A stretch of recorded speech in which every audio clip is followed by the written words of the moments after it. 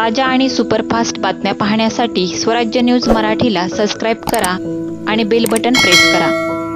सोलापूर शरदचंद्र पवार राष्ट्रवादी काँग्रेसचे नेते, माजी महापौर, सोलापुरातील एक मोठं राजकीय प्रस्थ असलेले महेश कोटे यांचे दिनांक 14 जानेवारी रोजी निधन झाल्याची माहिती समोर येत आहे। या घटनेने सोलापुरात खळबळ उडाली असून अतिशय धक्कादायक एक्झिट मानली जात आहे। मिळालेल्या माहितीनुसार महेश कोटे हे प्रयागराज येथे कुंभमेळ्यासाठी गेले होते।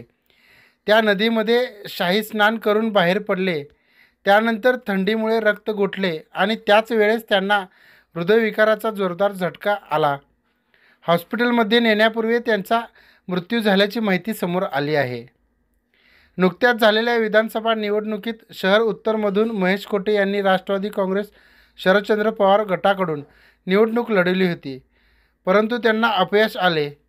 यापूर्वीही त्यांनी 3 वेळा विधानसभा निवडणूक लढवली। सोलापूर महापालिकेमध्ये त्यांनी महापौरपद भूषवले।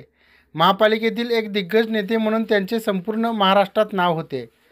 महापालिकेचा प्रचंड अनुभव असलेल्या नेत्याचे अचानक निधन झाल्याने सोलापुरात हळहळ व्यक्त होत असून अनेकांना या बातमीने धक्काच बसला आहे।